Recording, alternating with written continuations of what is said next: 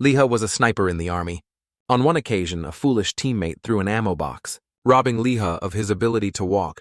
As if destined, he was introduced to a virtual reality game that promised the ability to earn real money to cover his daily expenses.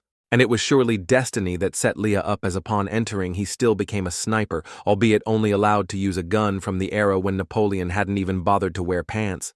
Let's see how Liha's journey in this game world unfolds with Pi right now. On the training ground, a young man lies still, concentrating on a target through the scope atop his sniper rifle. Being a marksman requires relatively strict standards. First, one must have sharp eyes followed by a steady finger, and one thing that is absolutely indispensable is a level of patience far beyond that of an ordinary person.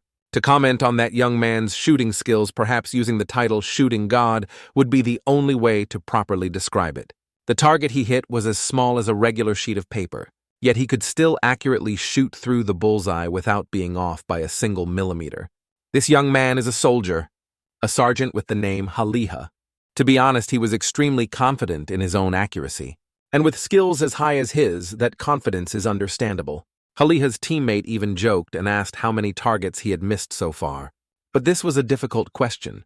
Haliha felt it would be very strange if he couldn't hit the target during practice. Simply put, he had never missed before, which left his teammates speechless. Soon, Haliha would have a sniping competition, but as for the specific content of the competition and who his opponent was, Liha couldn't care less. He only knew that his opponent was a former Special Forces Marine. While transporting ammunition and chatting, it's unclear what was going through Liha's teammate's mind as he tossed an ammo box towards him as if passing a box of cookies. And what had to happen, happened. The ammo box exploded into pieces.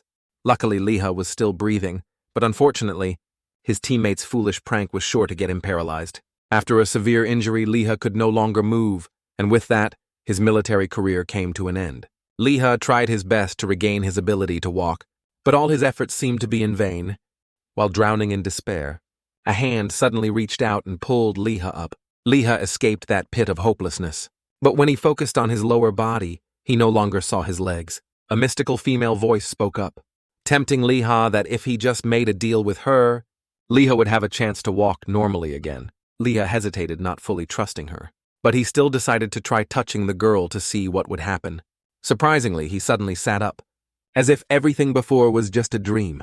Next to Liha now was a teenager known to be Liha's cousin, who said he had just moved Liha, and this guy didn't react at all. It was only then that Liha noticed he was sitting in a rather fancy capsule, and it was a popular virtual world gaming device. The cousin said that the family had bought this device for Liha at a price that was not cheap at all, but that wasn't the issue. This device could help Liha feel what it's like to walk again. Besides, he could also earn money in the game, so he shouldn't overthink it and just get into the game. Before Liha could even process the situation, his consciousness was pulled into the game. After a series of system sounds and eye-straining graphics appeared, Liha felt himself being thrown into a free fall into some unknown area. First, Liha looked around to see what godforsaken place he had been thrown into. Then he was startled to find that he could stand on his own 2 feet. A light flashed, and then a girl with pinkish red hair appeared. Liha didn't care much about the girl who had just appeared. What he cared about was why he felt so cool. Looking at himself, it was clear that Liha was completely naked, so he quickly curled up to cover his family jewels. The red-haired girl didn't seem to mind much. She said she had seen plenty of a man's hot weapon before. Only players from Asia like to cover themselves up like this. Liha immediately concluded that the girl in front of him was an AI, and she confirmed that his guess was correct. The girl reminded Liha to set up his character's name and appearance to prepare to enter the central world. Liha didn't think too much, and immediately chose his real name, and his displayed appearance was also based on his real-world self. He wanted to be himself and stand up again, and to experience what interesting things this game world had to offer. The girl didn't object to Liha's wish, only saying she hoped to see him again soon before throwing Liha from the sky to the ground. Liha was about to scream his throat hoarse.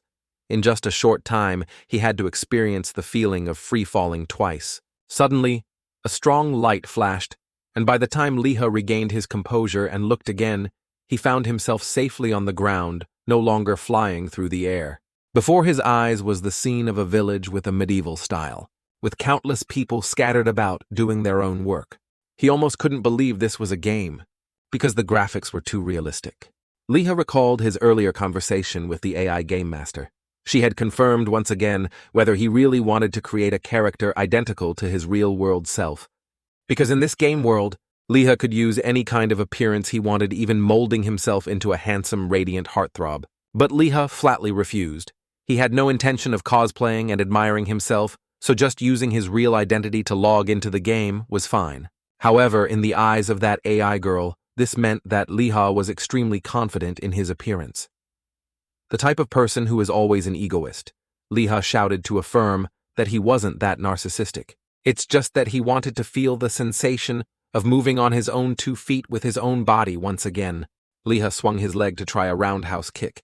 In short, although he was a paralyzed young master in real life, his previous skills were still very proficient. Just as Liha was so moved he was about to cry from being able to move freely again, a voice startled him. He said that he had met many people in this place called Candole Castle, but this was the first time he had seen someone so easily satisfied just by logging into a game like Liha. He introduced himself as a guide to help players adapt to the world of Middle-earth, and from Liha's perspective, he was the starting NPCE. Seeing Liha looking very serious and wanting to listen to the basic instructions for new players, the other guy didn't hesitate to spill it all out. First, there is a stamina stat here, which means a person cannot operate continuously for a long period. Certainly, when stamina hits rock bottom, you'll be panting like a bull. Next, the guy pointed to a village girl who happened to be passing by and gave an insanely messed up suggestion that Liha should go and grope her. Whoa, hold on, something's not right here. Without much thought, Liha immediately grabbed the NPCE by the neck. This guy is so insolent, daring to entice Liha to sexually harass someone. I'll report you to the police and have you locked up right now. That NPCE guy immediately acted very proper, as if the words he just said didn't come from his mouth, affirming that in this Middle-earth sexual harassment is against the law. Liha felt that if he had just blindly followed that NPC's words, he would have been in deep trouble, for sure. This guy was trying to set him up. The guide. NPCE praised Liha for grasping information very well, then declared the new player tutorial complete and took off. As he ran off, he even muttered about it being a pity. Don't tell me this guy was really planning to harass that girl. Liha no longer cared about that new player guide. He aimed straight north and headed in that direction. He bolted like a horse escaping its stable and ran like crazy. It had been a very long time since Liha had enjoyed the feeling of running on his own 2 feet like this. Liha ran, parting the crowds around him, running to the point where he even acquired a skill. Liha unlocked his first passive skill in this world. It allowed him to run continuously for 5 minutes without consuming stamina. And on top of that, his running speed was also slightly increased. Liha ran straight to the new player training camp, a place that gave him a very familiar feeling, the feeling of returning to a military training camp. Countless young men and women were here, swinging the wooden swords in their hands at the dummies in front of them. Liha joined in as well, grabbing a wooden sword and swinging a powerful slash at the dummy before him. Was that wooden dummy a living thing or something? It even knew how to silently curse damn humans. Why does it hurt so much when you hit me? Liha didn't care much about that. What he cared about was that it seemed this world even had a combat support system, as his strike felt noticeably more powerful. But the strange thing was that it seemed only Liha had this dirty buff, while the other new players were very awkward in executing their attacks. Liha thought to himself to act as if he were fighting in the real world, and then unleashed an incredibly powerful horizontal slash. His slash was too overpowered. What kind of new player could break a wooden sword and the dummy in half with one strike? The other newbies gathered around, wanting to know the secret to how Liha could deliver such a powerful blow. But how could he possibly explain it? He just randomly said it was luck to get it over with quickly. Liha's new player tutorial was now complete. Next up was the class selection part. The AI girl put on an extremely surprised look at how quickly Liha had completed the new player tutorial. Next, she displayed a myriad of all sorts of swords, spears, staffs, and other weapons for Liha to choose from. Liha noticed a magic staff. It seemed to be the most logical long-range attack weapon in this world. Just as Liha was about to pick up the magic staff, the AI girl told him to calm down and not to decide so quickly, but to take a good look first. She said to look around, but her clear purpose was for Liha to see the sniper rifle hovering above her head, and that rifle was clearly being secretly pushed out by a demoness for Liha to see. So in a world full of hacking, slashing, and magic, a young man who plays with guns appears? And for example, if this gun were to be evolved, to be overpowered, would it be a story of all beings are equal, but I am more equal? Leha wasn't too thrilled to see a gun here, because that rifle was an antique, just a musket. Nothing special. As far as Leha knew, this thing was created even before Napoleon. It would probably be valuable if put on display.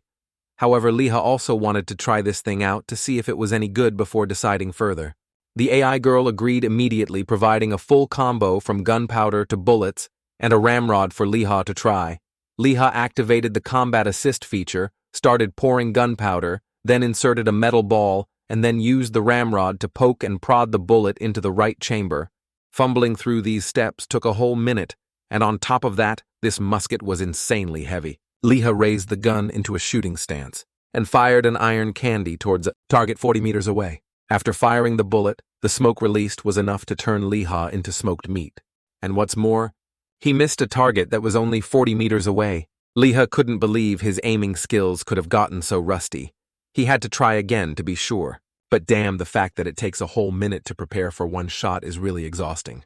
Leha tried checking out other long-range weapons, but there was only a bunch of bows and crossbows. Although the damage of these ranged weapons wasn't very high, at least their firing speed was decent. But as for the musket in Leha's hands, it's one shot per minute, and you can be sure someone will fall. You just don't know if it will be the enemy or yourself. It's all because of that combat assist balancing system. Leha asked about turning this system off, but the AI adamantly refused. If not, then whatever, Leha decided to log out of the game to find ways to improve this gun's mobility first, then choose a character class later. But that wasn't allowed either. Logging out is not permitted during class selection. Damn it, this is forcing someone too much. Leha is playing this game to earn money, not to chill. He made a difficult choice to forget about the sniper class and play as a mage to be safe. At that moment, Leha's body was sucked into a vortex and then thrown out into the real world. It was his mother who came into the room to check on him, but seeing him groaning so much, she pulled the plug on the game console. This is what you call a forced logout, isn't it? Luckily, Leha didn't just vanish like those guys in some online sword-fighting story. The problem was that the AI had warned that logging out during class selection was impossible, which made Leha a little worried about what his character class would be. Looking it up online, he saw that logging out during class selection always resulted in being thrown into some crappy class, and deleting a character to start over would be very time-consuming. Leha consoled himself that since he had touched the magic staff before being thrown out of the game, it should be fine. But it was a cruel twist of fate.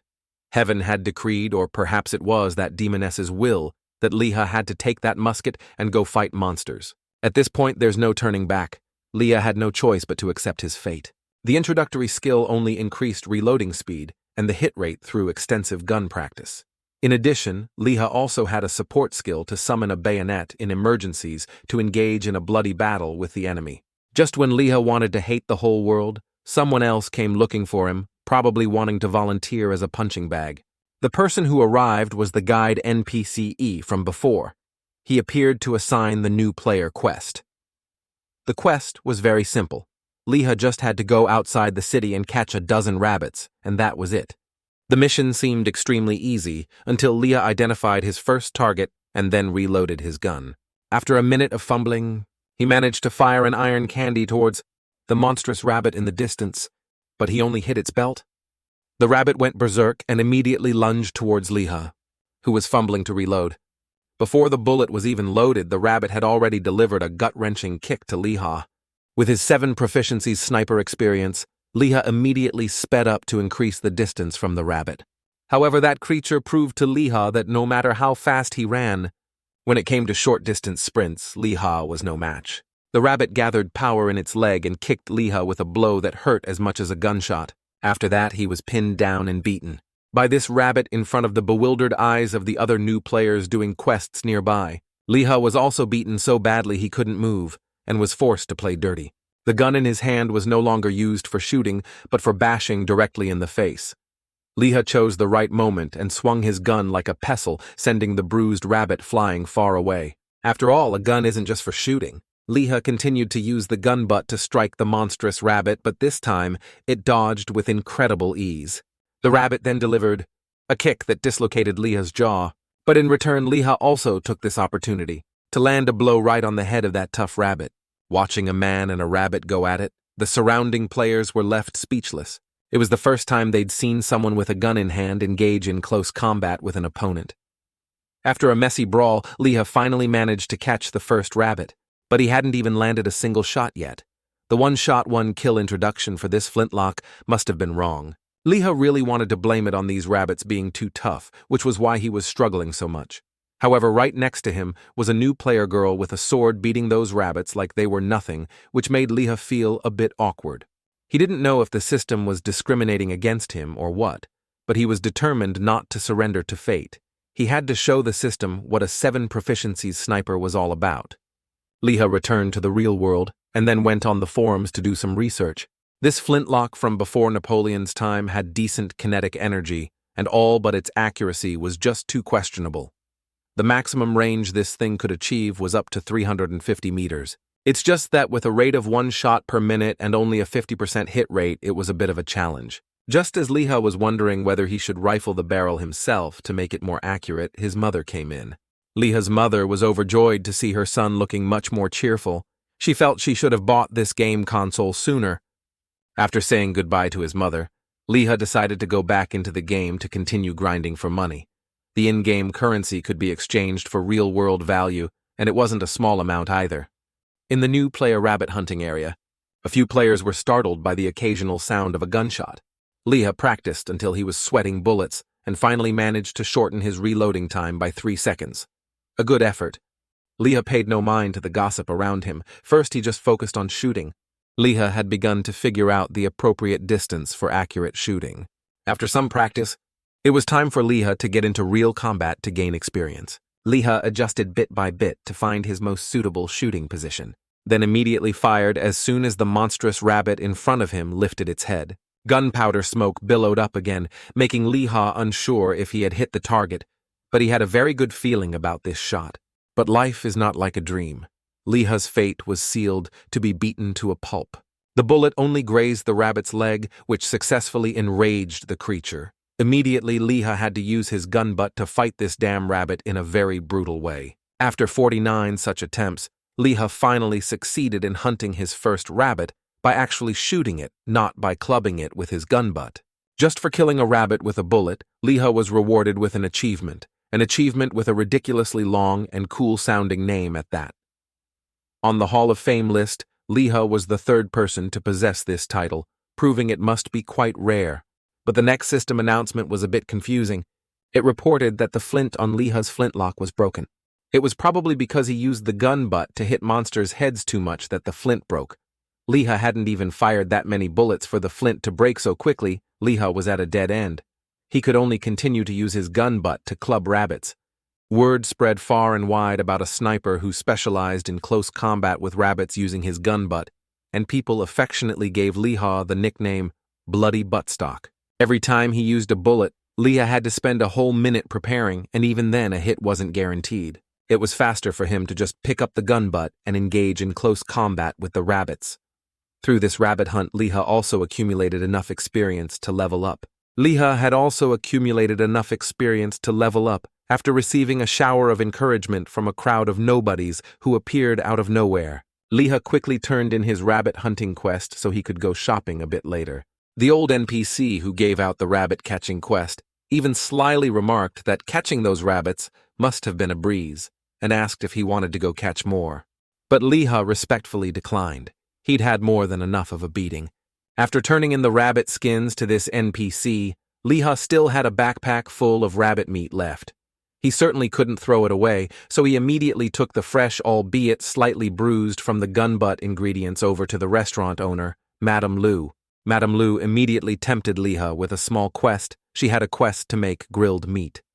For this quest, the ingredients were also just rabbit meat, but one component was black rabbit, which Leah needed to go hunt for. According to Madame Lu, black rabbits were still rabbits, but their meat was tastier. Leah probably hadn't learned his bloody lesson from brawling with the rabbits, as he accepted this quest immediately. Madame Lu's face was menacing, her hand gripping a knife as she threatened Leah.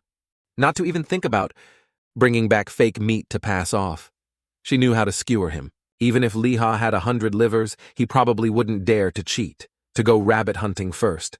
Liha needed to restock on ammunition. Liha confidently walked into the shop and loudly asked to buy a 7-shot combo, but who would have thought the price would be sky high?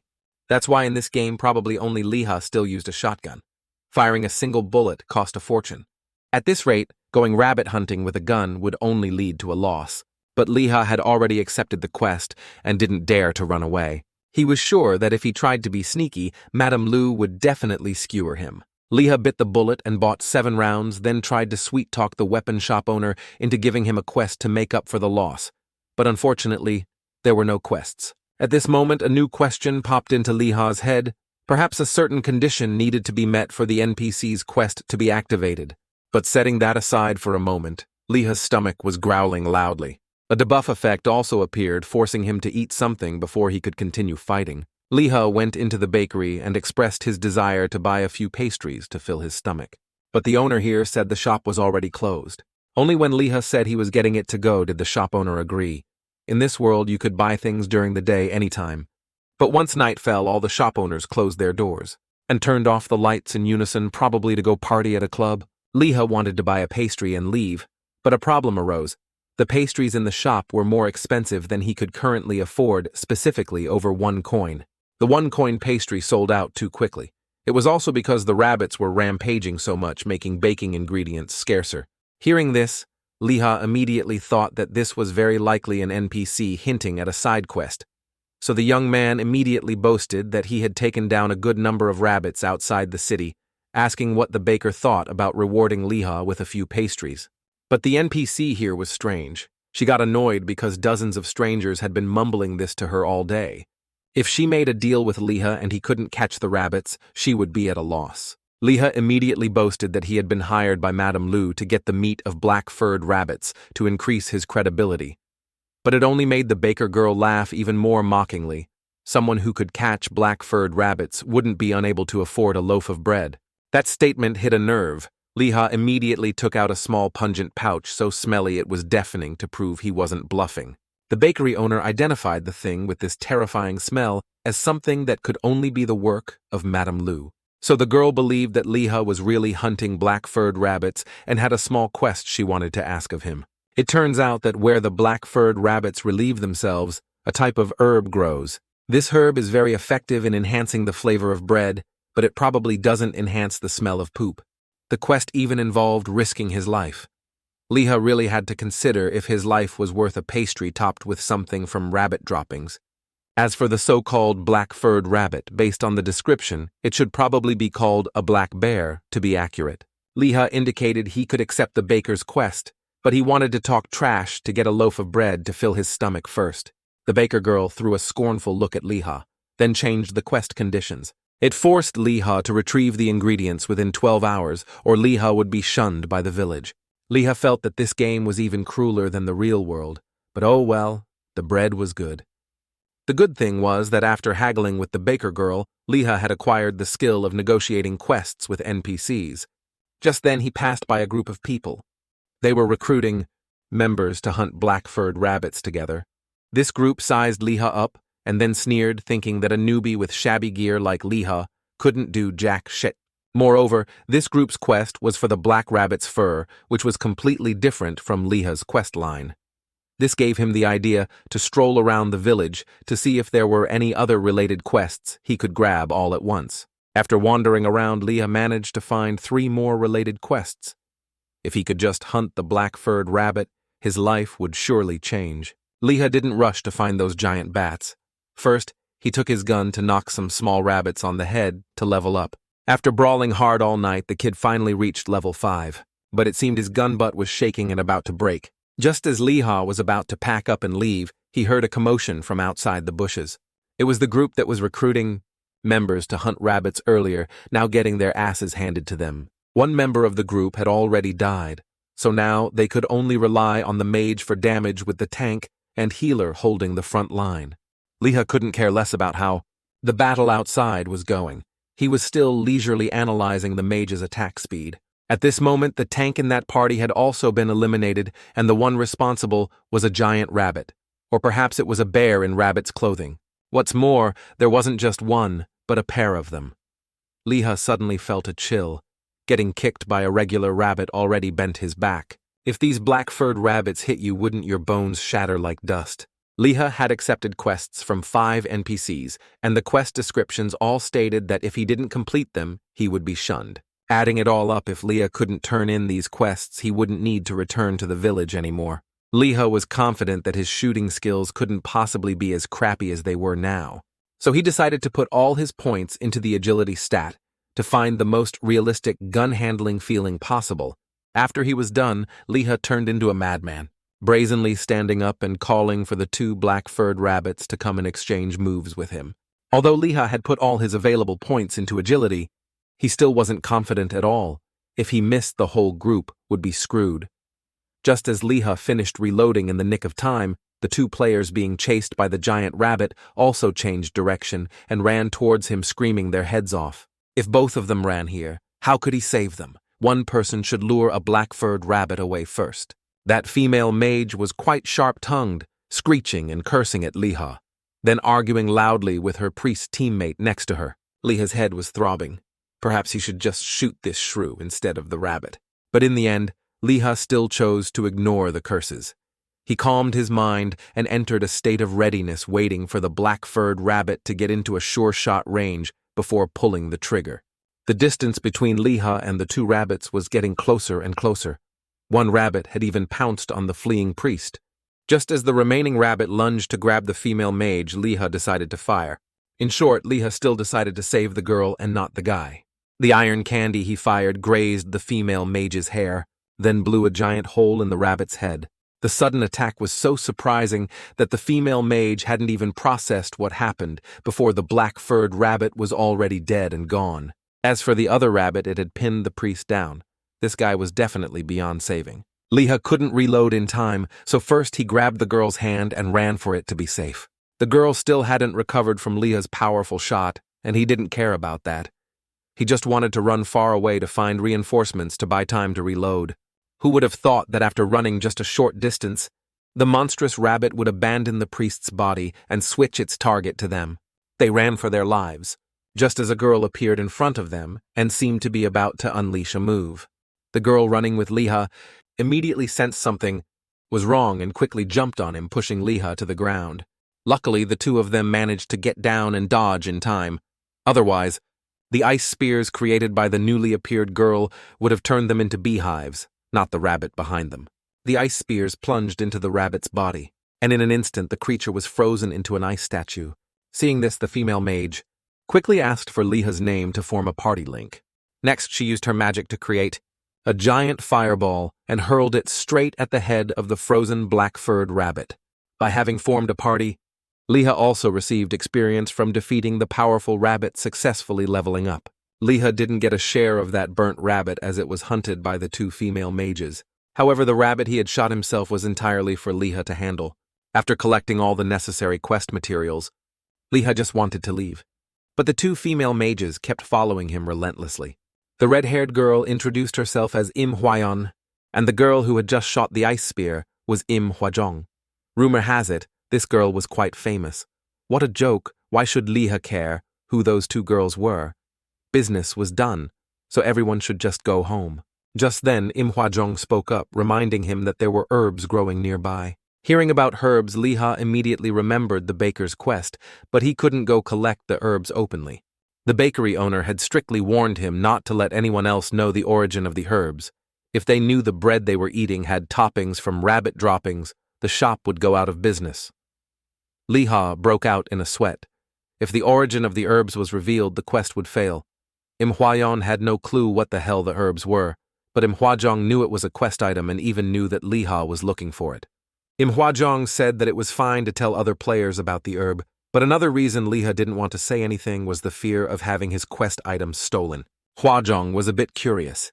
She didn't understand how Liha could take down a black-furred rabbit in one shot, which was also something Hwayeon couldn't comprehend. Logically, that powerful rabbit shouldn't have been so easy to take down. Just as Liha was about to come up with an excuse, a flood of notifications suddenly appeared, making him pause. Liha had received a new achievement for successfully hunting a black-furred rabbit, and it was a one-hit, one-kill at that. The system was making enticing offers for Liha to move to a new area to play, leaving this place for the newbies to farm. Putting that aside, Liha, along with Huayon and Huazhong, returned to the tavern for a grand feast to celebrate being alive to come back and complete the quest like this. Liha was a bit curious, wondering what was so special about Huazhong that even the NPCs were so respectful to her. Actually, it was nothing special. It was all based on her true strength. Huazhong was a top 5 player in Asia and a top 9 player in the world. With such a reputation, even the NPCs had to be respectful. Huayon seriously introduced herself again, saying she was a fire mage player while Huazhong was an ice mage. It was unknown if they were sisters. Huayon was really curious. She didn't understand how Liha could take down that black-furred rabbit in just one hit. Huazhong, on the other hand, recited Liha's information fluently, as if she had bought the information from the system or something. But the fact that a level 5 Liha could defeat a black-furred rabbit was truly hard to believe. Theoretically, to one-shot that rabbit one would need to be at least level 90. Therefore, it was certain that Liha had been lucky enough to trigger a critical hit earlier, which caused the rabbit's sudden death. After some discussion, Huayon and Huazhong decided to invite Liha to join their force. Although Huayon was just a weak newbie, the leader of the force was Huazhong, a top 9 player in the world. Regardless of Liha's low level and his shabby gear, Huazhong's group insisted on inviting him to join their force. It sounded tempting, but Liha flatly refused. The conditions were too good, which made him suspicious. Even if Huazhong's force was ranked extremely high in the world, Liha was in no hurry. He wanted to find out more first. Huayon also knew she couldn't push him too hard, so she had to give Liha time to think. Before leaving, Huazhong affectionately called Liha Big Brother and then said she'd see him later. This made Liha a bit flustered. For a homebody who had only ever interacted with men his whole life, and in the military at that, being an only child in his family, he had no idea what it felt like to have a younger sister. Setting that aside for a moment, Liha first had to turn in his quest.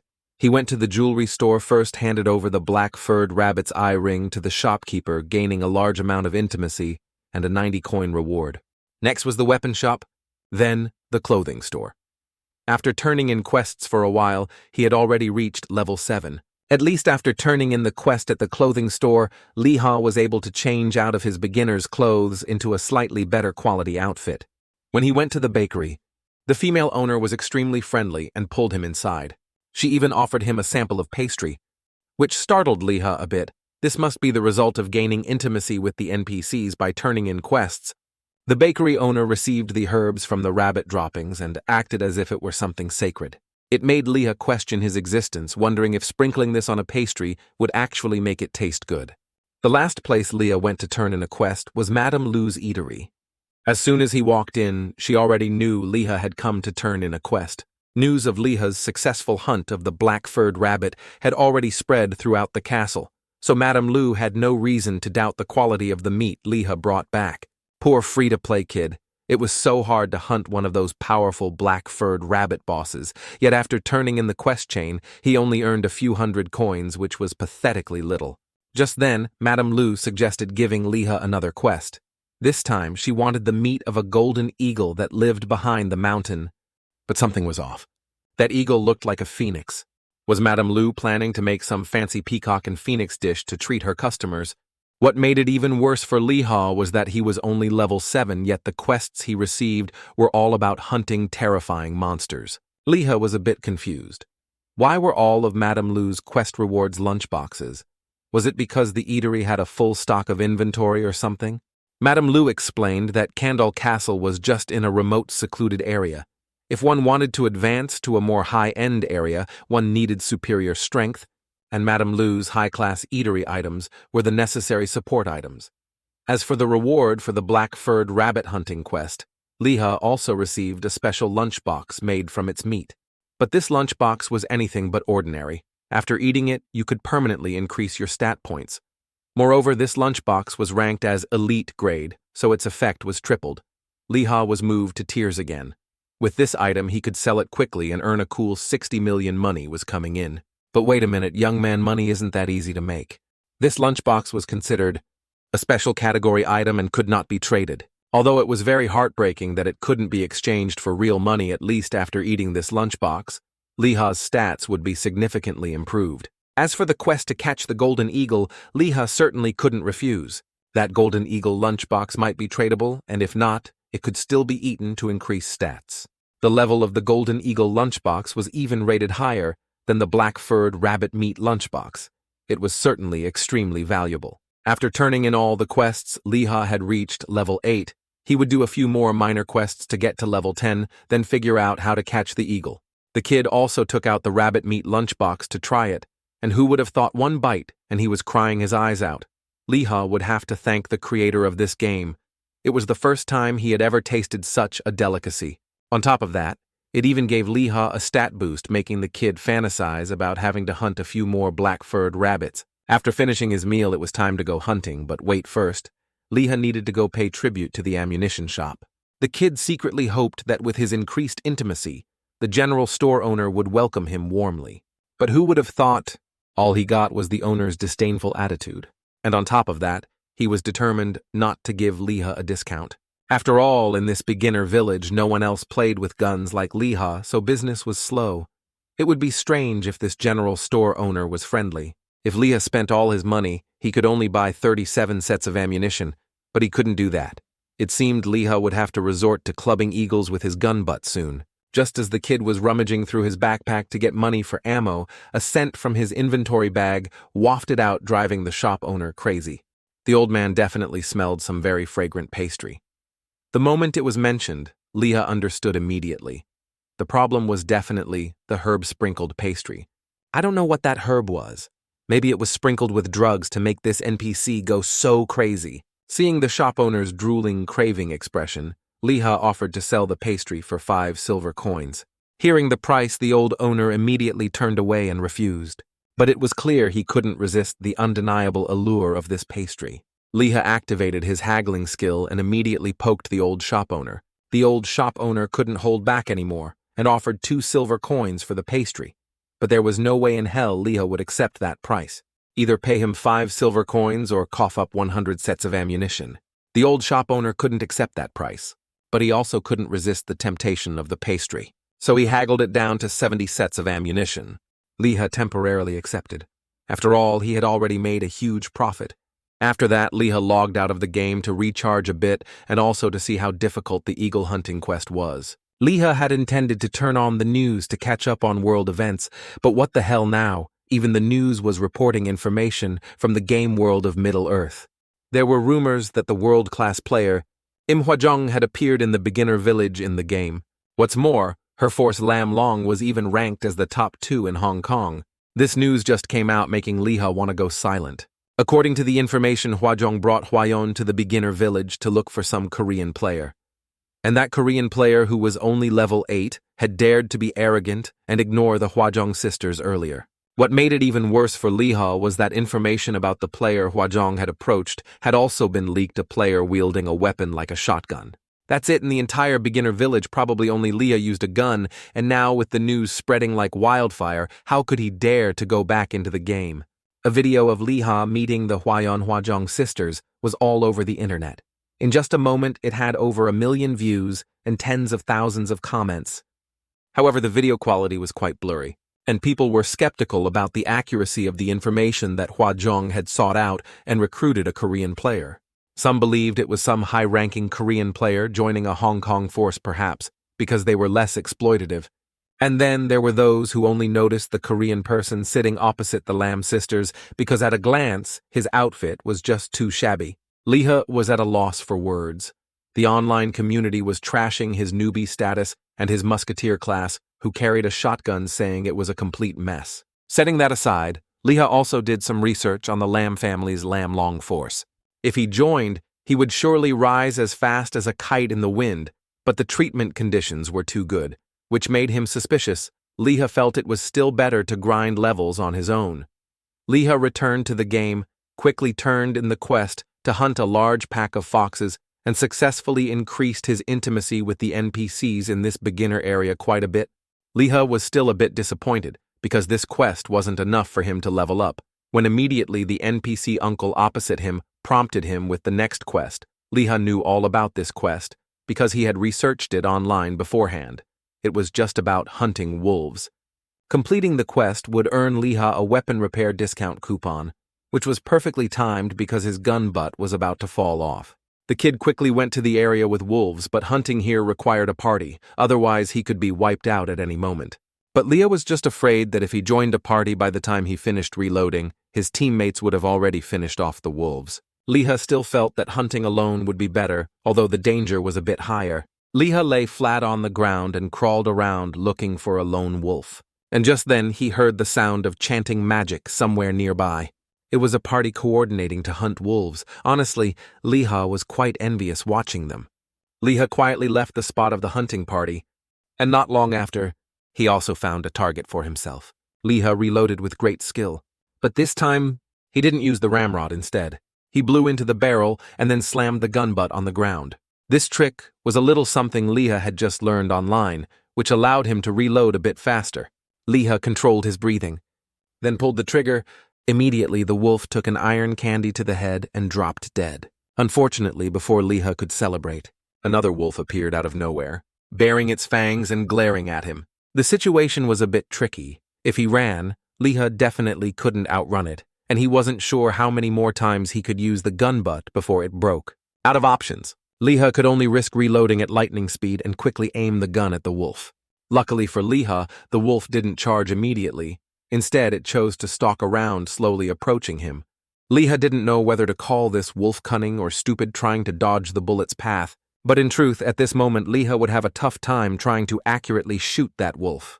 In a desperate situation, Leah decided to shoot, but with his mouth. After hearing a barrage of bang, bang, bang, the wolf thought its moment had come and immediately lunged at Leah. Pity the foolish wolf. The real attack was only unleashed now. Leah fired a bullet that turned the wolf into a donut. Just as Leah was excitedly sitting down to collect his spoils, a voice and a shadowy figure obscuring his back startled him. Leah turned his head to see a giant man and a green lizard looking at him. Leah screamed when he saw a giant and a lizardman standing behind him, so he didn't hesitate to quickly reload. Now it was the giant's and the lizardman's turn to scream. They were just players too. Leah shouldn't be so quick to attack. Leah understood the situation. In fact, he had seen introductions to these races on the game's homepage. It's just that meeting them for the first time was a bit startling.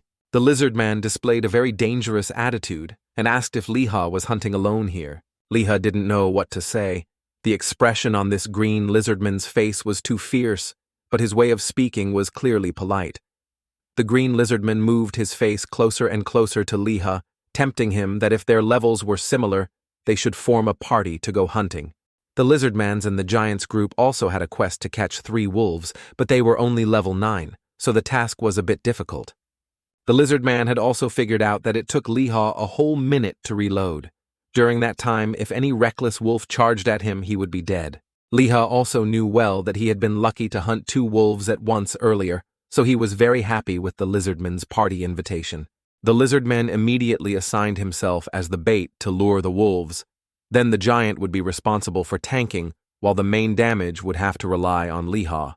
The lizardman introduced himself as Bainum or Venuma, a poison user, and the giant was Jin Gonggong. This name seemed familiar to Leah somehow. Leah looked at the crow on Jin Gonggong's head and understood immediately.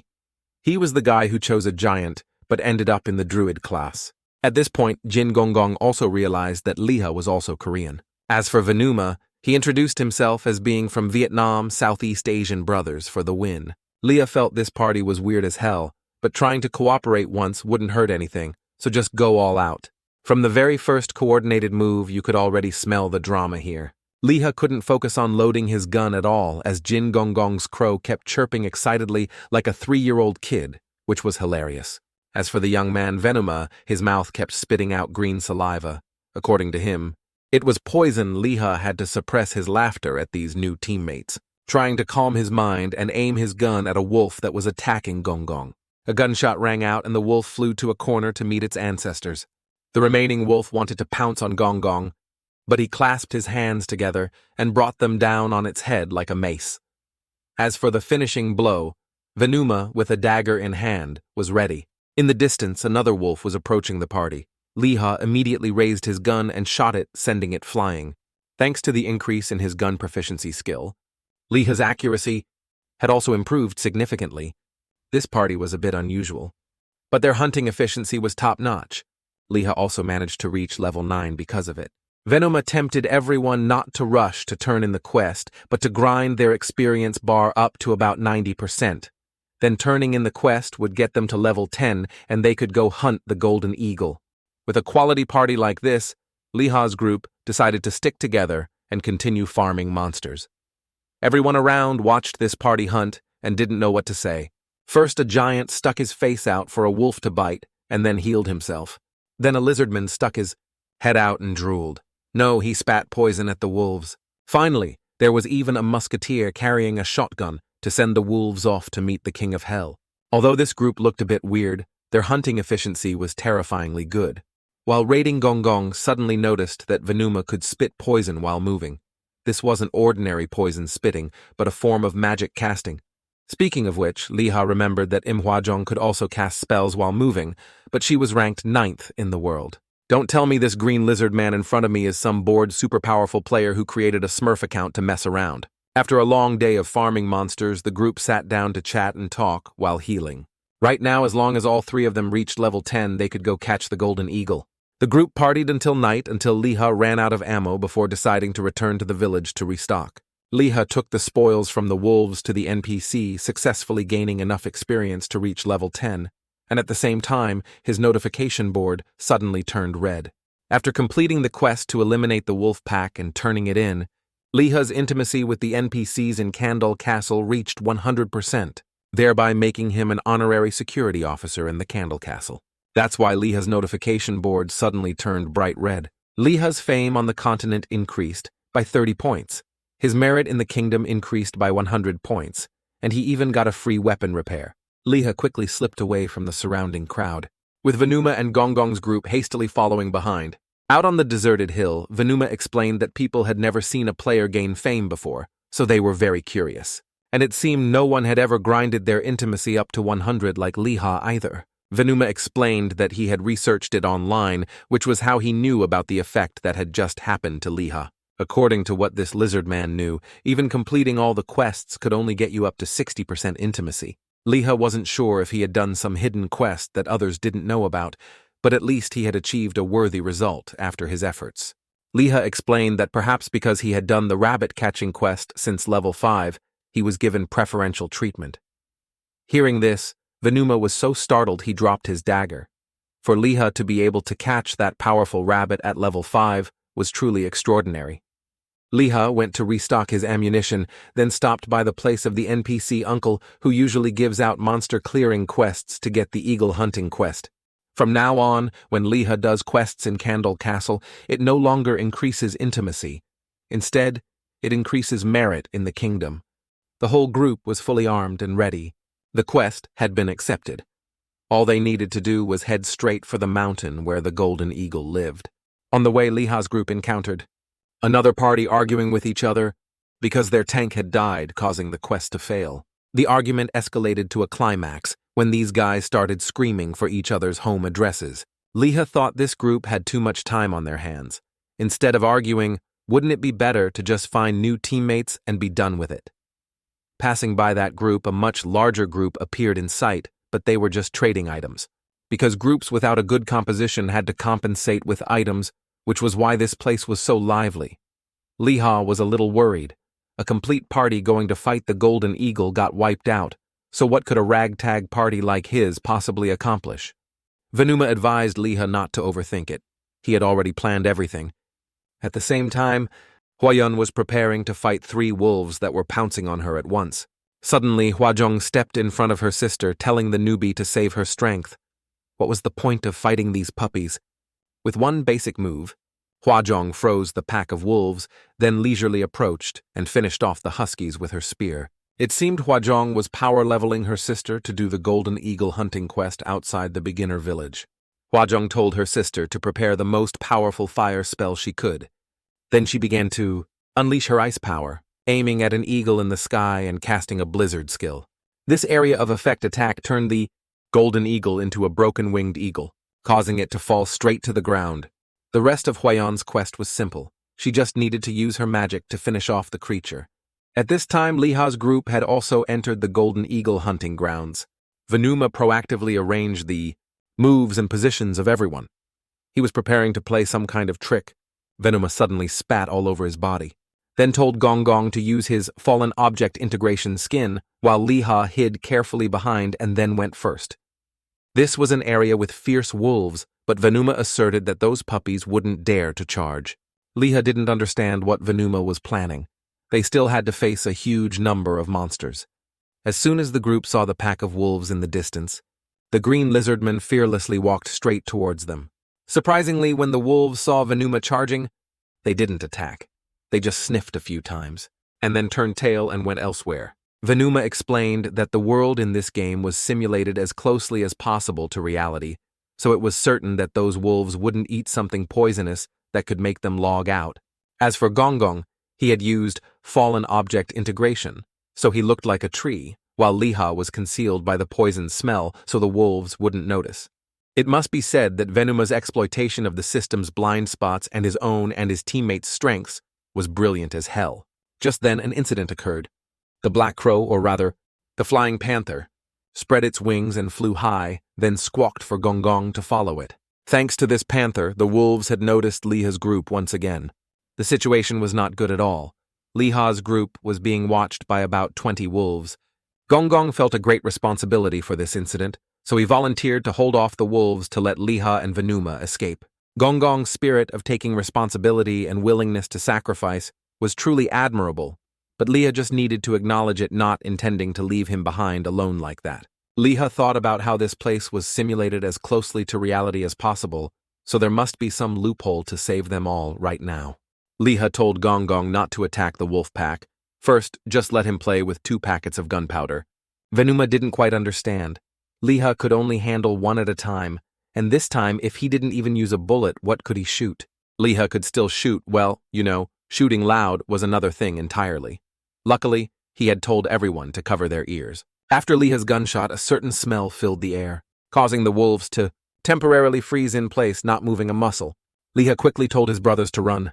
He had just created a layer of camouflage for everyone. As expected, Liha's group successfully escaped from the wolves without any harm, just a bit tired from running. Venuma now understood. Just now, Liha had chased the wolves away with the smell of gunpowder because this game simulated reality. So the sulfur smell of the gunpowder would surely make the wild beasts' noses go deaf. While Liha was checking his gun, Venuma asked him if he had ever played the game Middle-earth before. This was a bit weird. As Liha understood it, they were clearly in a game, so why was that lizard man asking such a dumb question? Luckily, Venuma didn't need to change the subject because Gong Gong had already saved the day. He wanted to call his panther crow back.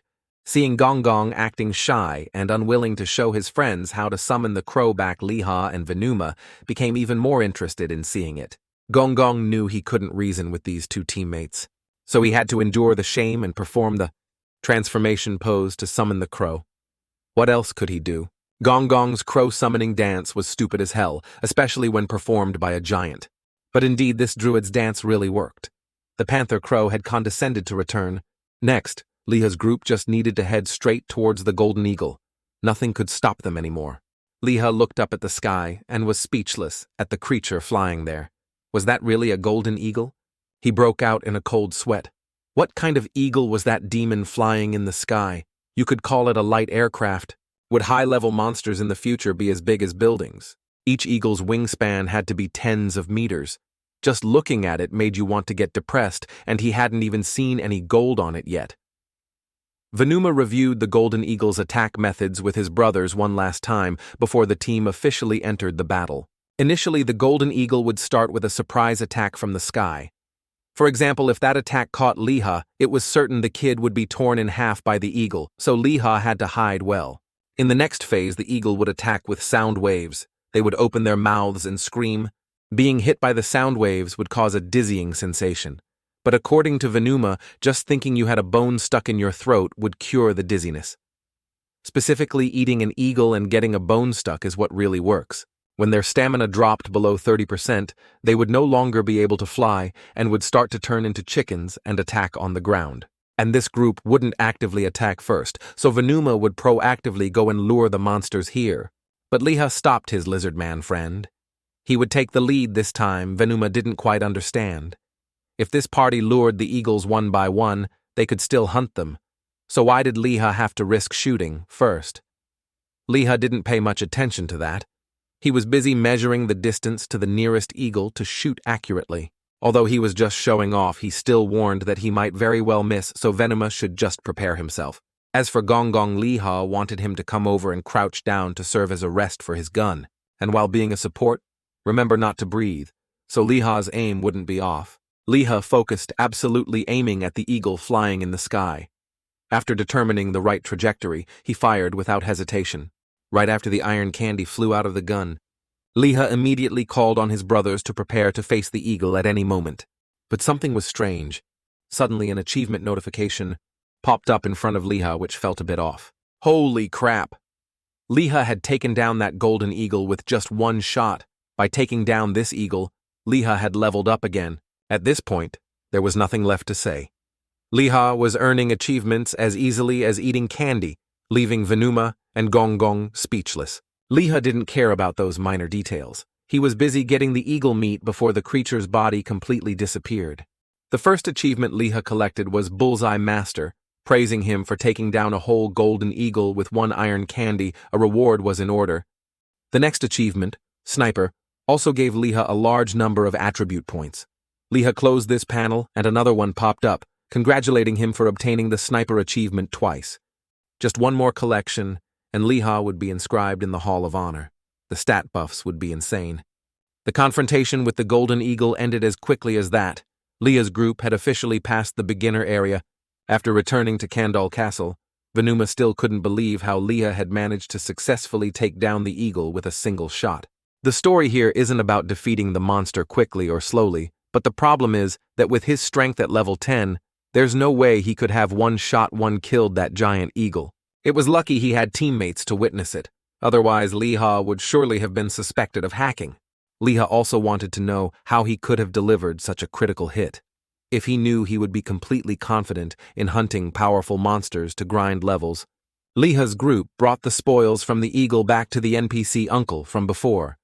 Thanks to that, Liha leveled up again, and his merit had increased to 300 points. Liha was also recommended to go to the Brown Beth Academy, which was the best place to train shotgun-wielding soldiers. In the end, this uncle even affectionately hugged Liha. This surprised both Liha and everyone around. They never expected an NPC to show such an expression. Next, Liha's group had to go their separate ways. Gonggong had to go to the druid training place in the Emerald Forest, while Venuma's was the Poison Forest. As for Liha, he went to the city. It's unknown if this city slicker would forget his two forest-dwelling friends. After seeing his two friends off, Liha finally had some time alone to check his character status screen. Currently, the bonus points for his stats from achievements, titles, and eating various things had already reached over 100 points. Liha also had 40 unused attribute points, but he was in no hurry. He would save them for later. Liha also acquired a new skill that increased his stability before taking a shot, but the problem was, it didn't help much. Liha didn't stress about profiting from these things, so it was fine. First, he wanted to turn in his quests. Liha went to Madame Lu to deliver the eagle meat. This was what you call undeniable credibility, because Liha didn't want to be chopped up into sausage. Madame Lu first paid Liha in money, then told him to wait while she prepared a lunchbox from the eagle meat. While waiting, Madame Lu suggested Liha could meet the head chef Kim Io once. He was sharpening his knife, waiting to meet Liha. Suddenly, Liha felt a strange unease. Why did he need to sharpen a knife to meet him? This old chef looked at Liha and said, "Delicious meat," when the thing he should have been admiring was the slab of meat on the table. Kim Io hugged Liha tightly. He really liked this young man who always brought him delicious meat, and he suggested he wanted to teach Liha how to cook. Hearing the head chef's enticing offer, Liha knew this was unlocking a secondary skill for him, but to his knowledge, there was no chef class. The secondary professions were all related to combat. For example, a warrior becoming a blacksmith could choose between crafting weapons and forging basic weapons, and mages also had secondary professions like weaving or tailoring cloaks. Cooking was similar to crafting, so it must belong to the production skill set. Liha had 2 slots to learn crafting skills, and if after learning to cook, he had the right to trade stat-boosting items like Madame Lu's lunchboxes, he would truly be rolling in it. At this point, what was there to think about? Liha decided to learn it right away. Head chef Kim Io was extremely pleased, and gave Liha a special one-day intensive cooking course experience. Just hearing about it was exhausting. And the head chef wouldn't get his hands dirty, but would just stand to the side and instruct Liha.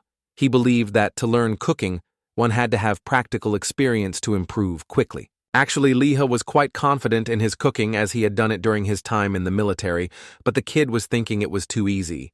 Kim Io immediately went into Gordon Ramsay mode and started rapping, criticizing Liha's way of preparing ingredients.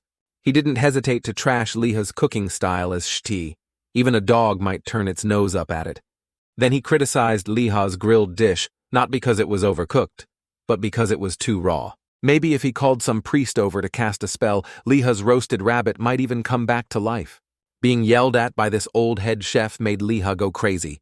For example, would it be too weird if he just shot the NPC? At the end of the session, while waiting for the head chef to test his food, Liha thought to himself that if the old man dared to curse him one more time, he would pull out his gun and shoot, then log out of the game. But luckily for Liha or for the head chef, he was extremely satisfied with the dish he presented. And just like that, Liha had acquired the cooking skill. When Liha managed to escape from that kitchen, the restaurant had also cleaned up and was ready to close.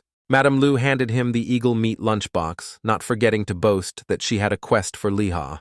Madame Lu wanted Liha to accept a quest to escort a food box she had prepared to her cousin in the city, thereby opening the second branch of her restaurant in the capital. The reward for Liha in this quest was a bit vague. It was just an invitation to attend the restaurant's grand opening party. Liha felt something was off. This was the final quest of a chain, so why was the reward so pathetic while the failure penalty was clearly severe? According to Madame Lu, this quest wasn't difficult at all. The only basic obstacle was people. Hearing that, Liha immediately imagined scenarios of being robbed on the road, robbed of both his goods and his life, which sent a shiver down his spine. But Madame Lu asserted that there was no such thing. Stop imagining things, young man. Liha calculated that walking straight to the capital would take 10 days, and if the road was not favorable, it would take half a month or even a whole month. However, he had to go anyway because the training center was also in that capital. Liha happily accepted the quest, and Madame Lu reminded him that the delivery lunchbox had a preservation magic on it, so it could last for 3 months straight. But the flavor would get worse over time, so Liha should try to deliver it as quickly as possible. After accepting the quest, the first thing Liha had to do was eat the eagle meat lunchbox. Not to mention, it was delicious as hell. The stats it gave were also numerous. After eating his fill, Liha turned his attention to the quest lunchbox. This lunchbox was even more amazing than the one Liha had just eaten. It gave 4 or 5 times the stat boosts. Not only that, it was also tradable, which made Liha's heart skip a beat. He was curious how much money this thing could sell for. Liha tried checking the forums for prices, and an item for a specific class could already sell for 14 million. That lunchbox wasn't limited by class. Just eating it could increase your stats, which was enough to understand that its price could be sky high. Liha was shaken. Currently, he was faced with the choice of continuing the mission or embezzling the lunchbox and suffering a decrease in affinity with the NPCs. Liha had no intention of quitting the game early, but now there was a chance to earn 1 million and quit the game. The problem was that the reward for a successful mission was too vague, making it impossible for Liha to weigh which direction would bring more benefits. At this moment, Liha suddenly realized that what Madame Ru meant by being careful of people wasn't about being careful of others, but of Liha himself. Just then, Liha's mother came in. She asked about her son for a bit, and then told him that she would be home late tomorrow night. It's unclear what this cleared up in Liha's mind, but he decided to stop thinking about it and put it aside for good. Liha returned to the game and went to the grocery store owner, but not to bring him the Mai Tui cake. Liha was looking for a wholesaler. While waiting, Liha also inquired about buying a map, but its price was damn expensive, so he decided to criticize it and not buy it anymore. At the same time, the wholesaler arrived. At first glance, this guy was also very young, probably just a little older than Liha at most. Liha and the wholesaler Papu greeted each other very cheerfully. Liha wanted to buy at wholesale price with home delivery. Just as they were discussing money matters, the old grocery store owner suddenly intervened, wanting to separate Liha and Papu. But there was no way to fool Liha. He slipped back and insisted on asking for the price of a wholesale bullet set. After asking, he found out that the grocery store owner was selling it to him at 3 to 4 times the price and without home delivery truly deserving of a firing squad. Liha pouted and said he wouldn't go looking for herbs anymore, which made the old shop owner extremely worried. The shop owner begged, saying he would compensate so Liha should let it go this time. But the problem was, this old man had no gun, no armor, so Liha didn't know what to demand as compensation. When it came to the point where the old man opened his mouth and said to choose one thing from the store, he had already fallen into Liha's trap. He immediately chose the map of the entire kingdom. The shop owner's guts were twisting in pain, but he still had to bite the bullet and give it to Liha. After leaving, Liha was also advised by Papu that he could use the banking system for faster and safer payments in the future. Next, Liha called Kijong, informing him that he was about to head to the city. Kijong was very surprised at how fast his brother was leveling up, and he was also curious if Liha had met Im Hwajong yet. Liha was about to boast to his younger brother that if he liked her, he would get her autograph and all that when Kijong started cursing, wanting to wring the neck of that Im Hwajong girl. All the factions in Hanguk had put out a bounty to hunt down Im Hwajong, which Liha didn't quite understand.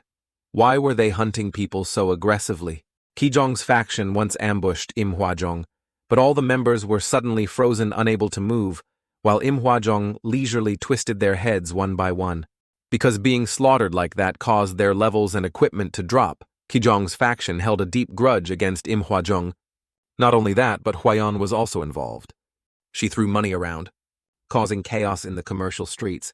Currently, 5 factions have joined forces to hunt the Im sisters. Liha suddenly felt confused. He didn't know why things were so complicated. If he joined the Im sisters faction now, he would be confronting his younger brother Kijong. Liha refused to think about it. Instead, he decided to focus on getting to the capital first and figure things out later. Thanks to getting the map as compensation from the old grocery store owner, Liha could navigate much more easily. With a set of equipment and supplies that was almost nothing, Liha began his journey from the village to the city. Liha used his fast-running skill until he ran into a sign, warning of an area with many raid incidents. Right at that moment, a group nearby was fighting a bear.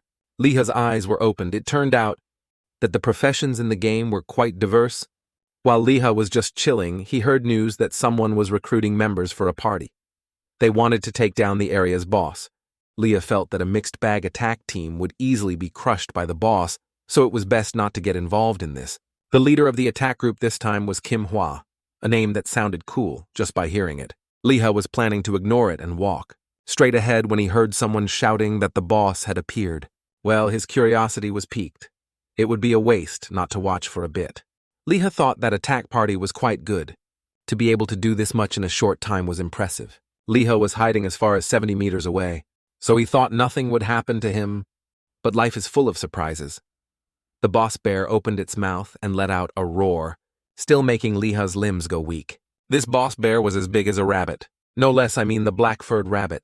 Once again, Liha felt the helplessness as his legs were completely numb. He had to wait another 2 minutes for the status effect to be removed. The attack team was in chaos now. Everyone wanted to have their immobility status removed first, while the bear was about to attack in their direction. Just as the bear swung its attack, luckily someone stepped up to block for the whole team. The leader Kim Hwa, relying on his dual shield skill, was confident he could defend against about 2 more attacks. The bear slapped towards Kim Hwa again. Although he had boosted his defense to the maximum, it seemed he was still done, for his shield was cracked all over. Luckily at this moment, his attack team had finished gathering and had started to counterattack the bear. The other tanks also moved to the front to form a defensive line in place of Kim Hwa. From a distance, Liha saw that this group had stabilized their formation, and they even had time to joke around with each other. But Kim Hwa wasn't so relaxed. He constantly reminded them that once the bear's HP dropped below 20%, it would change its attack stance. But the temporary party's weakness was also revealed. People couldn't agree with each other. Already many members had stopped fighting seriously, just playing around and waiting for the bear to die. Kim Hwa was still seriously blocking attacks when an arrow flew straight towards the boss. People often say that crowing too early gets you into trouble, and that's never wrong. As soon as the bear's health threshold dropped below 20%, it let out a roar, setting the entire surrounding attack team on fire. All the players instantly became living torches. Only Kim Hwa's group seemed to have brought fire extinguishers from outside and managed to put out the fire, shouting for everyone to retreat. Kim Hwa didn't think much and immediately disbanded the group to flee quickly. As he passed Liha, he didn't forget to tell him to run fast. Liha was confident that if he didn't clash with the bear, it wouldn't do anything to him. But this bear didn't play by the rules. Once it went berserk, it would attack anyone. Now it would take 10 days at the fastest or a whole month at the slowest to deal with this boss. Damn, Liha was so pissed. What was with Kim Hwa's group provoking the bear into a frenzy and then just leaving it there? Liha also had an urgent mission. He couldn't be stuck here for a month. He wanted to shoot that flower leaf bud guy a few times. Finding an attack team now was difficult, and waiting for a high-level player to come by and handle it was uncertain. Liha felt extremely frantic. He decided he could only rely on himself. Let's take on that crazy bear alone. Currently, the bear was busy hunting the ones who turned into fire people, so Liha would have some time. Liha got into position, then focused and fired, an iron candy that hit the bear straight in the forehead. At this time, Kim Hwa's group hadn't gone far and also saw Liha shoot the bear. He thought back to before, wondering if things would have been over if he had invited Liha, or maybe he should quickly form a new team and bring Liha in. With Liha's firing power and range, the other surviving players felt he was someone worth looking forward to. But Kim Hwa denied this. Liha's class took a full minute to reload. With this one-shot-per-minute style, Liha was sure to be doomed next. This time, the black bear didn't die instantly as Liha usually saw. It just became more enraged and roared, placing a terrifying debuff on Liha. Liha had crowed too early. Now he was trembling while reloading as the bear charged furiously towards him. Liha tremblingly poured gunpowder into the chamber. Luckily, the bear was busy tormenting the remaining attack team, so it saved Liha for last for the time being. Liha felt lucky that the creature wasn't running straight towards him, but with this slow reloading situation, the chance of getting wrecked was still very high. Liha shouted for help, hoping the leader Kim Hwa was still nearby, but his cries only brought disappointment. Out of options. Liha could only put all his faith in himself, hoping the next shot would send that creature to its grave. From a distance, that Kim Hwa guy heard the sound of a gunshot once more. Liha had hit the bear again, another bullet lodged right in its forehead.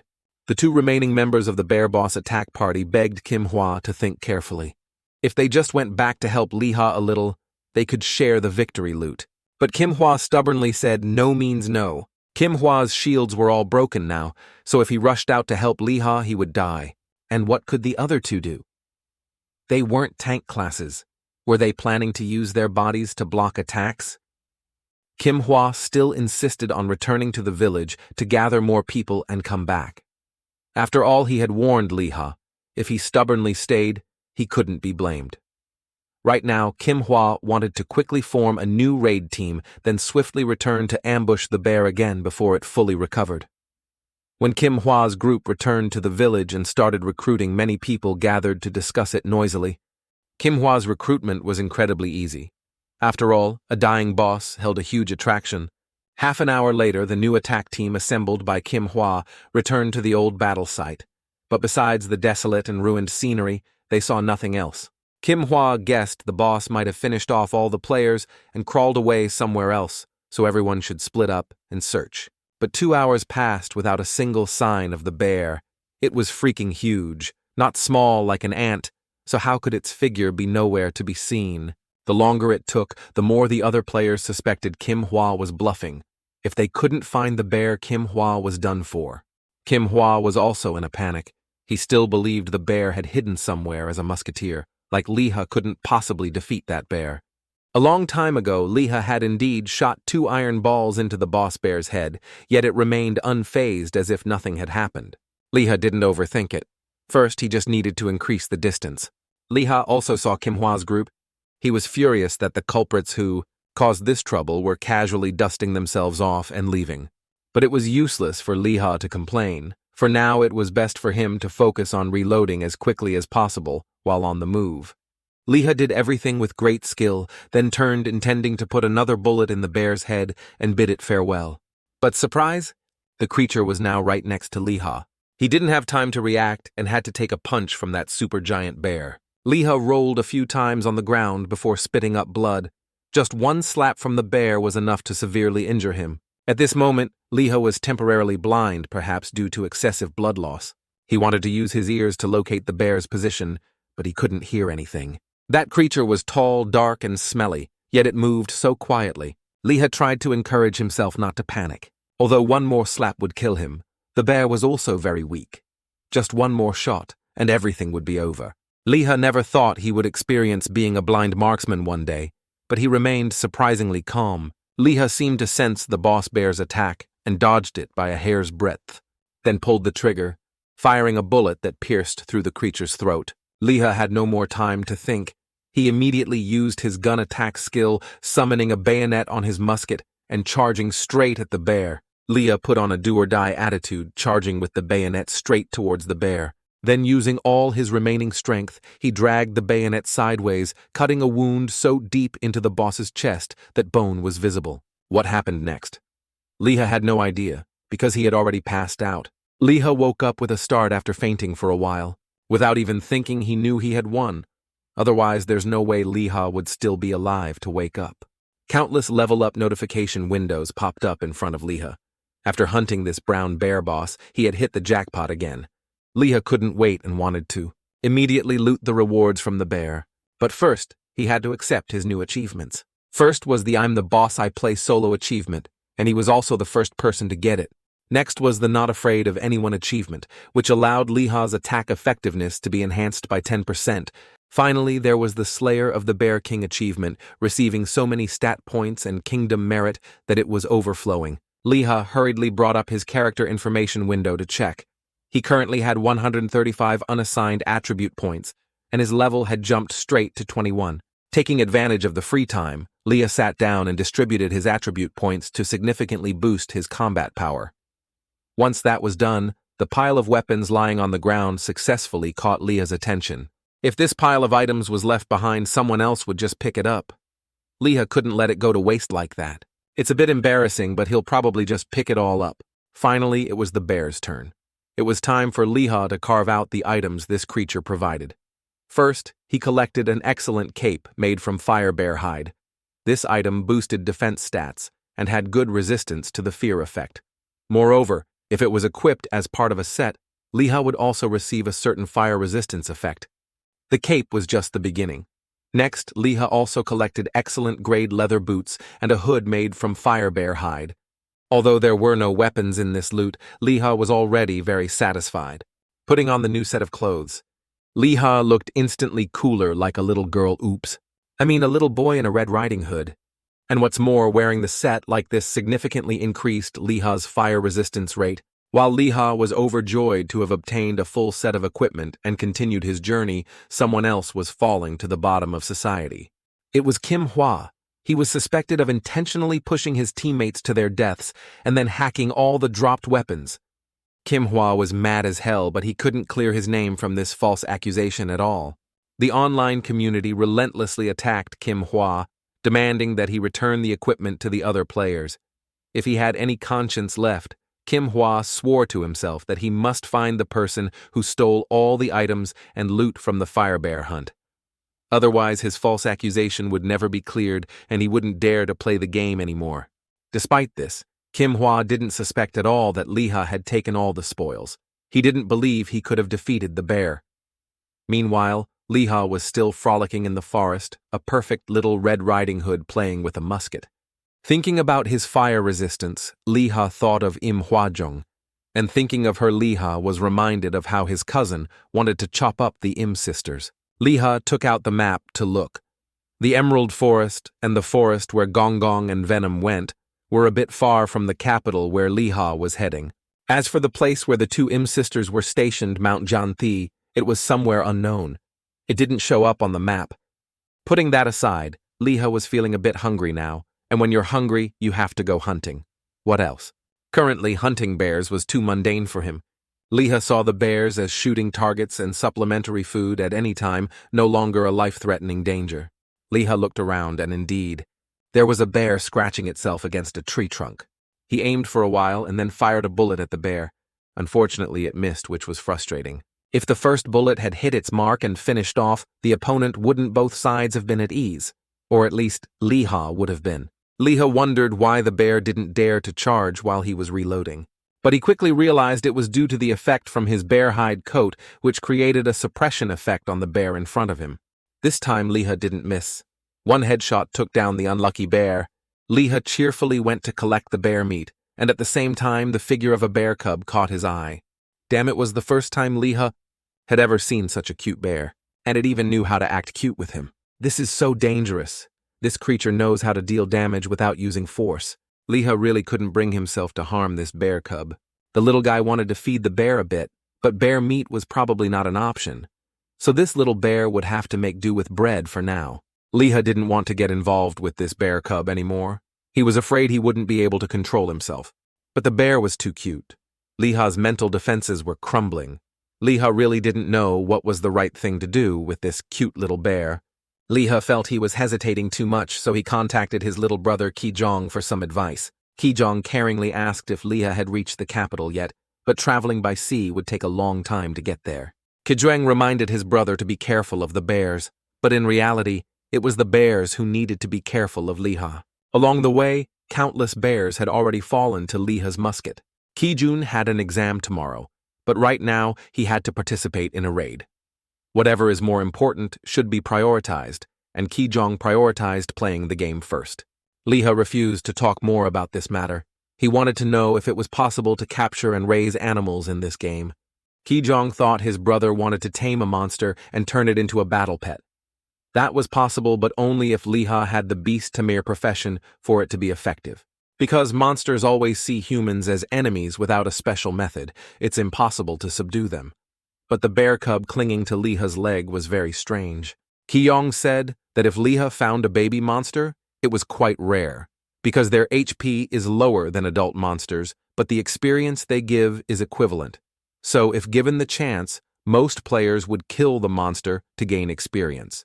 Meaning that cute thing clinging to Liha's leg was a rich and easy source of experience to harvest.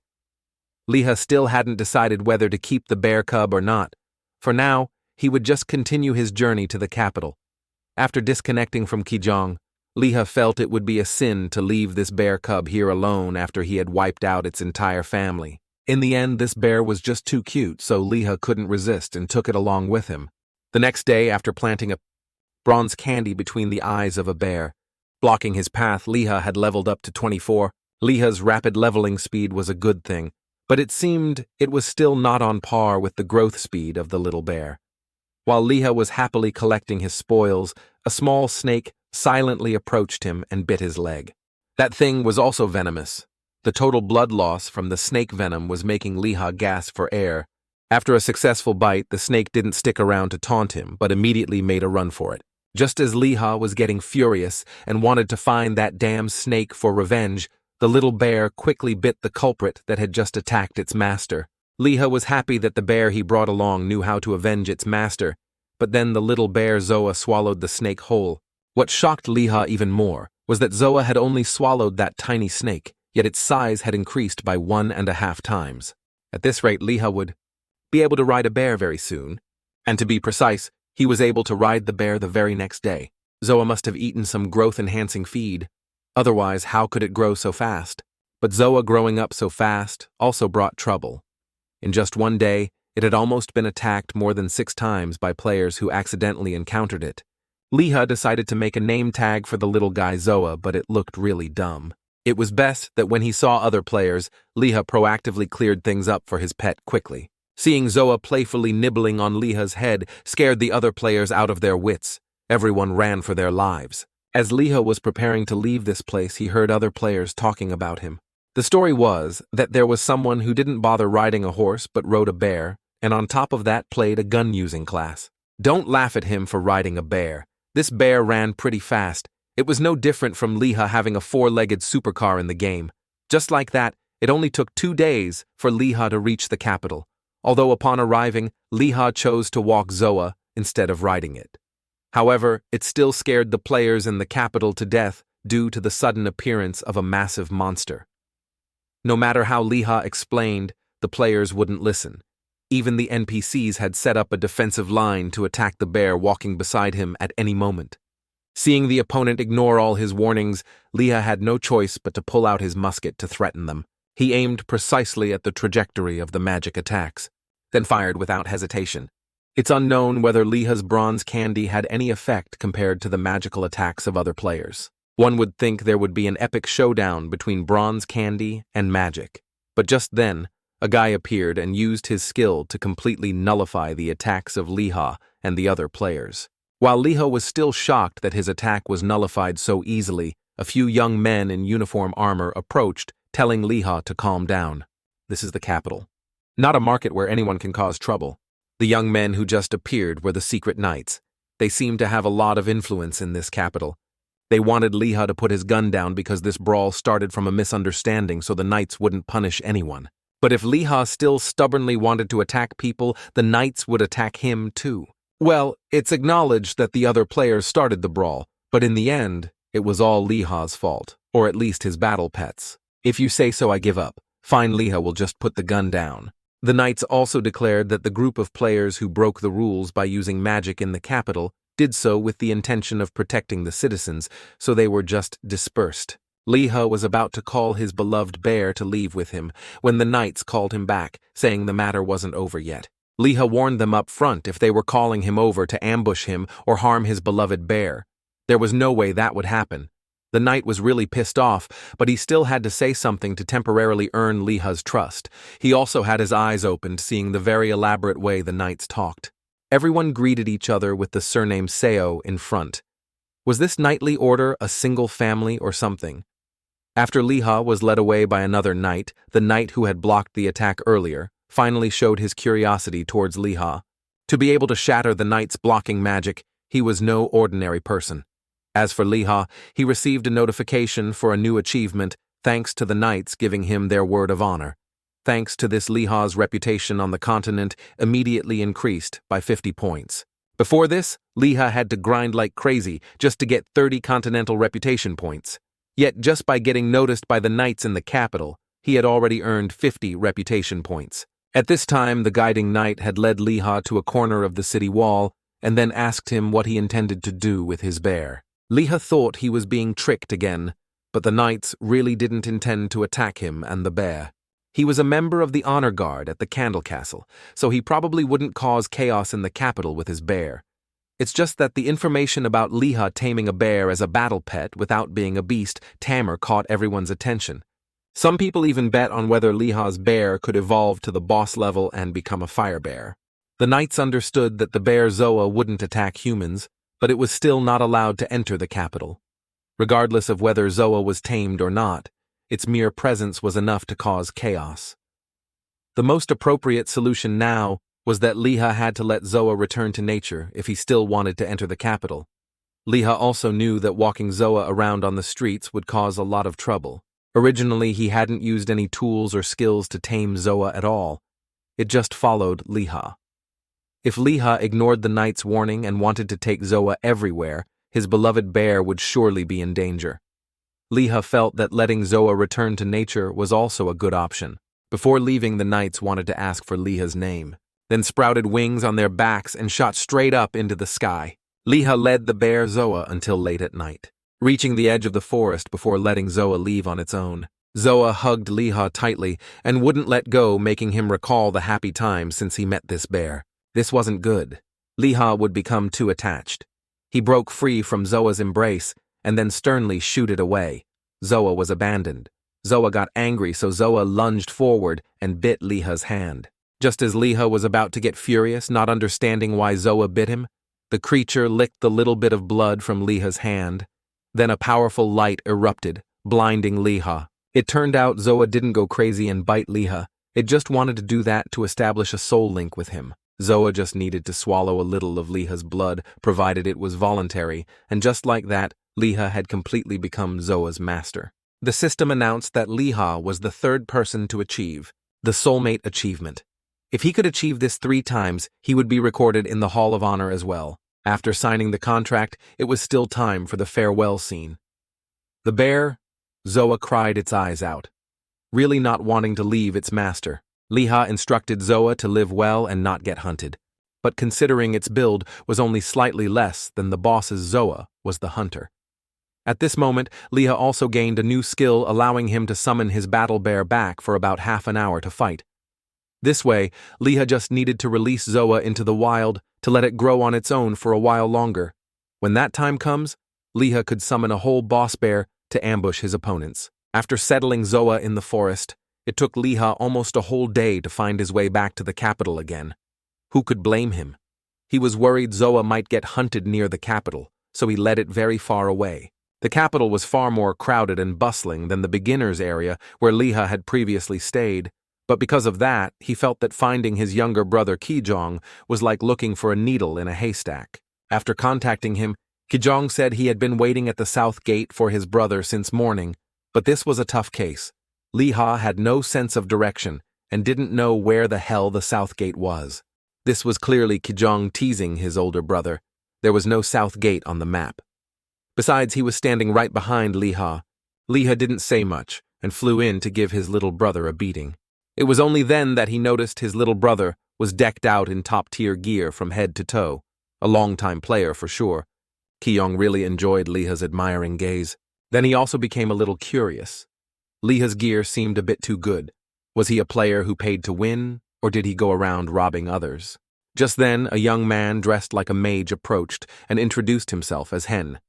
He seemed quite familiar with Liha's information, and it was all because Kijong had talked about his older brother revealing everything.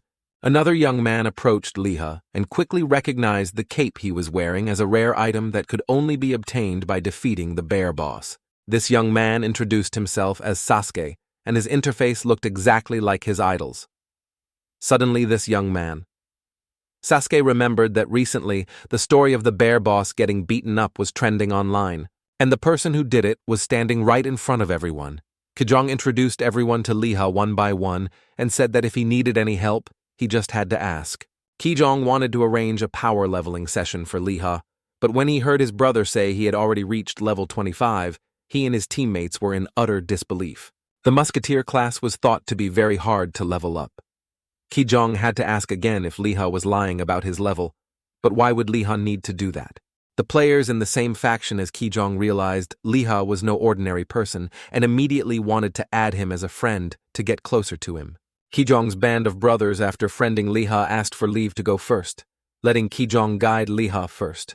Kijong took Liha out for a meal and was shocked to hear that his brother had soloed and sent the bear boss to its grave. After all, the musketeer's attack power was the highest among all professions. As long as there was enough time to cast skills, and the attacks were critical hits, soloing the boss was feasible. But actually, it wasn't exactly a solo by Liha. It was thanks to the previous bear boss attack group that drew its attention, allowing him to shoot a few bullets into its head first to gain an advantage. Speaking of which, Liha was really reckless back then. In Kijong's faction, there was an archer player whose damage was quite good, but his maximum range was only 66 meters. Liha recounted that he had to fire 3 shots. In the end, he even risked his life using the gun stock as a weapon to finally take down the bear boss. And what truly made Kijong's eyes pop in surprise was that Liha had disdained using the support system. He said that if he used the support system, his hands and feet would be tied, making it very uncomfortable. With the system off, Liha could hit a target's head from 100 meters away and still land a headshot. Hearing this, Kijong could no longer remain calm. He hurriedly invited Liha to join the faction he was in. If a talent like Liha wasn't recruited quickly, another faction would snatch him away. The musketeer was already a rare class, and one as powerful as Liha was probably countable on one hand. Kijong's offer sounded tempting, but what if Liha said no? Liha preferred the path of a powerful solo player who could take on the world. Kijong couldn't accept Liha temporarily, putting his offer aside to think about later. He summoned his faction's cape, and then crying asked if Liha really didn't know the name of the Starlight faction. Well, Liha apologized. It was true, he really didn't know about this faction. What did Kijong expect from a new player? Hearing that, Kijong felt completely helpless. The faction he joined was quite famous and reputable. The leader of the Starlight faction, Hen, was even honored to be on TV. And that mage guy was ranked 8th in Hanguk. That was probably why Kijong was so proud of his faction. And that guy's world rank was around 40. Hearing that, Liha lost all interest. He was even invited to join a faction by the 9th-ranked player in the world, and was still considering it, let alone Kijong's faction. Liha changed the subject to Kijong, who had only reached the top 100 in Hanguk. Kijong was also very proud of his ranking, boasting that he was an invincible tank player and all that. Look at Kijong's arrogant attitude. Liha really wanted to plant a bronze candy right in the middle of his beloved little brother's forehead.